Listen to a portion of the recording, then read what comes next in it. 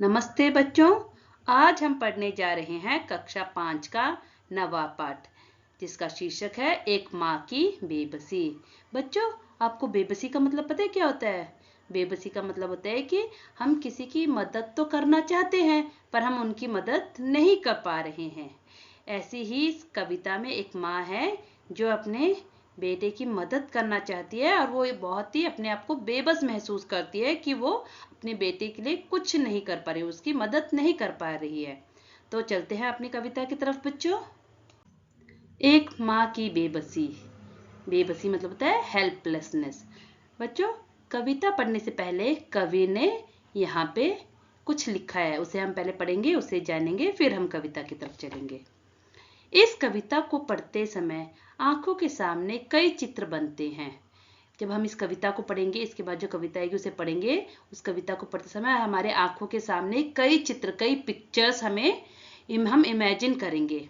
बचपन का चित्र, बचपन के खास समय, खेल और साथियों का चित्र, उन साथियों में एक खास साथी रतन का और एक माँ का चित्र।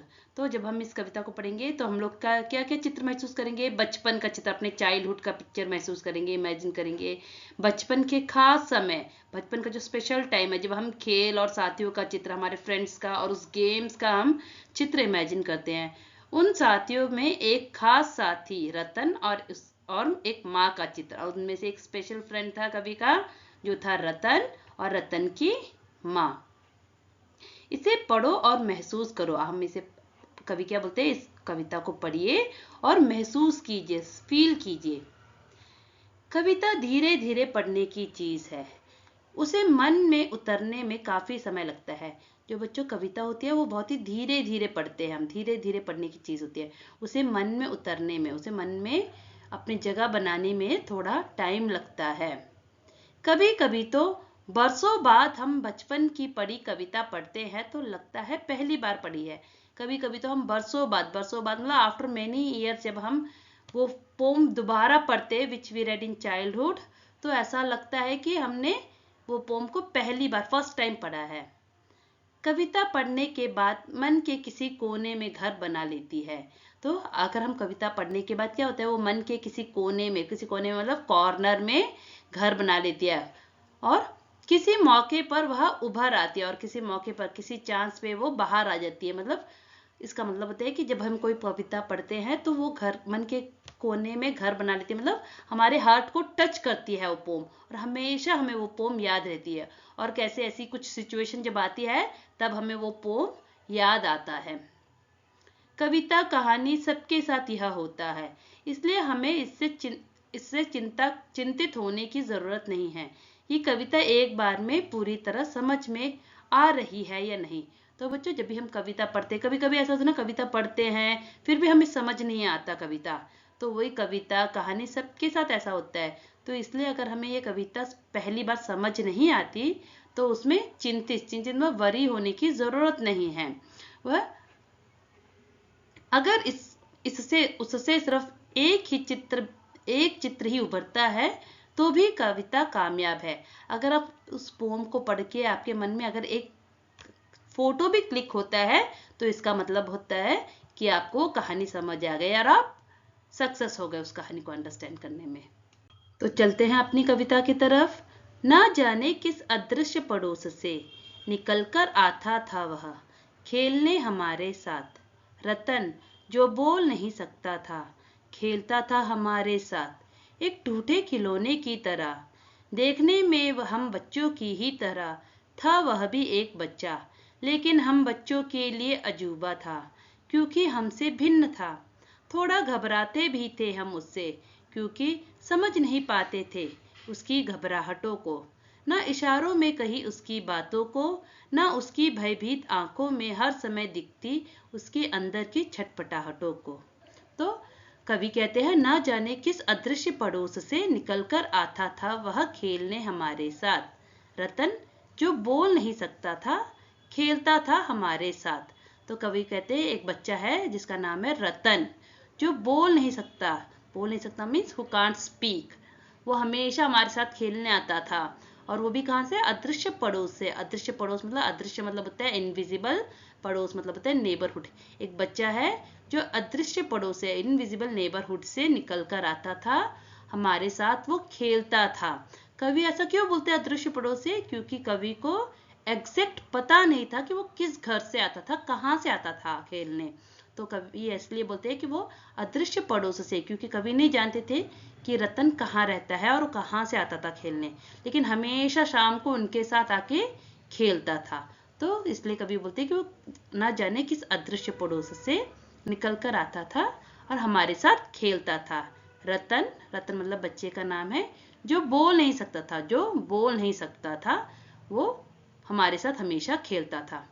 एक टूटे खिलौने की तरह, देखने में हम बच्चों की ही तरह, था वह भी एक बच्चा। एक टूटे खिलौने की तरह था, क्योंकि बच्चों वो बोल नहीं सकता था, तो इसलिए कभी यहाँ पे उसे मेंशन करते हैं टूटा खिलौना। टूटा खिलौना मतलब broken toys. He looks like a broken toys because he can't speak. तो कभी बोलते हैं टूटे खिलौने की तरह, देखने में हम बच्चों की ही तरह, लेकिन देखने में कैसे थे, हम बच्चों की ही तरह था, नॉर्मल बच्चों की ही तरह था भी वह एक बच्चा, था वह भी एक बच्चा, वो भी एक हमारी तरह ही बच्चा था, लेकिन वो क्या था, एक टूटे खिलौने की तरह था। क्यों ऐसा बोलते कभी? क्योंकि रतन बोल नहीं सकता था। लेकिन हम बच्चों के लिए अजूबा था, क्योंकि हमसे भिन्न था। लेकिन वो हम बच्चों के लिए क्या था, एक अजूबा था। अजूबा था मतलब वंडर था, क्योंकि वो हमसे बहुत ही डिफरेंट था। बच्चों, कवि ये कविता तब के बारे में बोलते हैं, तो उस वक्त के बारे में बोलते हैं जब कवि बहुत छोटे थे। आप इमेजिन कीजिए, आप बहुत छोटे हो, एलकेजी में, यूकेजी में पढ़ते हो, आपके सामने एक बच्चा आता है जो आपसे बात नहीं कर पाता, बोल नहीं सकता कुछ, एक्शन में बात करता है, तो आपको बहुत वंडर लगता है ना, वो बच्चा बहुत ही अलग लगता है आपसे, बहुत डिफरेंट लगता है आपको। तो वैसा ही कवि क्या बोलते हैं कि वह हम बच्चों के लिए एक अजूबा था, एक ही वंडर था, क्योंकि वो हमसे बहुत ही डिफरेंट था। वो हर बच्चे नॉर्मल से बात करते थे, वो करते थे, लेकिन जो रतन था वो बात नहीं करता था, तो उनको वो बच्चा बहुत डिफरेंट लगता था।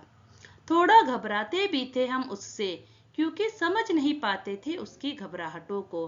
तो कभी क्या बोलते थे, हम उससे थोड़ा घबराते थे, घबराते मतलब उस बच्चे को देख के थोड़ा नर्वस होते थे, क्योंकि हम उस बच्चे के, रतन के नर्वसनेस को हम पहचान नहीं पाते थे कि वो रतन कितना नर्वसनेस है। तो इसलिए हम भी, जब भी वो आता था वो बहुत नर्वस दिखता था रतन, तो उसको देख के हम भी बहुत नर्वस होते थे। ना इशारों में कही उसकी बातों को, ना उसकी भयभीत आंखों में हर समय दिखती उसके अंदर की छटपटाहटों को। तो हम उससे बहुत घबराते थे और हम उसे समझ नहीं पाते थे। ना उसके इशारों को हम समझ पाते थे, इशारा मतलब वो जो सिग्नल में बात करता था उसको हम सब समझ नहीं पाते थे, क्योंकि रतन बोल नहीं सकता था, तो वो एक्शन में बात करे ना, तो जो एक्शन में बात करता था उस सबको हम समझ नहीं पाते थे। और उसकी आंखों में हमेशा एक डर दिखता था, उसके अंदर एक छटपटाहट मतलब फ्रेटन दिखता था, तो उसके फ्रेटन को हम समझ नहीं पाते थे। तो ऐसा कवि कहते हैं। जितनी देर वह रहता, पास बैठी उसकी माँ निहारती रहती उसका खेल। अब जैसे जैसे कुछ बेहतर समझने लगा हूँ, उनकी भाषा जो बोल नहीं पाते हैं, याद आती है रतन से अधिक उसकी माँ की आंखों में झलकती उसकी बेबसी।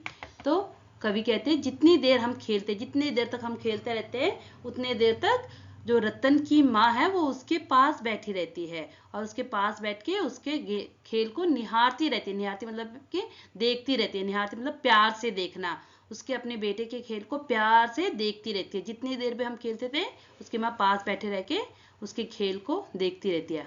अब जैसे जैसे कुछ बेहतर समझने लगा हूँ, कवि क्या बोलते हैं, अब मैं रतन को थोड़ा समझने लगा हूँ। जब कवि छोटे थे तो वो रतन को समझ नहीं पाते थे, अब कवि बड़े हो गए तो क्या बोलते हैं, अब मैं रतन को कुछ बेटर समझने लगा हूँ। बेटर मतलब बेटर समझने मतलब अंडरस्टैंड करने लगा हूँ। उसकी भाषा, उनकी भाषा जो बोल नहीं पाते हैं, तो अब उन लोग को मैं अच्छे से समझने लगा हूँ, जो बात नहीं कर सकते, हु कांट स्पीक, उन लोग को मैं थोड़ा बेहतर अच्छे से समझने लगा हूँ, ऐसा कवि कहते हैं। याद आती रतन से अधिक उसकी माँ की आंखों में झलकती उनकी बेबसी। तो यहाँ पे कवि क्या बोलते हैं, जब भी मुझे रतन याद आता है, रतन से ज्यादा, अधिक मतलब मोर, रतन से ज्यादा मुझे उनकी माँ की याद आती है, क्योंकि जब भी वो रतन आता था हमारे साथ खेलने, उसकी माँ आके बैठ के अपने बेटे को निहारती रहती थी। उनकी माँ एकदम हेल्पलेस थी, बेबस थी कि वो अपने बेटे के लिए कुछ नहीं कर पा रही है। अगर बच्चों आप गिरते हो, आपको चोट लगती है, तो आपकी माँ आपकी हेल्प करती है, उसी वक्त आपकी चोट में दवाई डाल के करती है। अब रतन बोल नहीं सकता था, उनकी जो माँ थी, रतन की माँ थी, चाह कर भी कुछ कर नहीं पा रही थी रतन के लिए।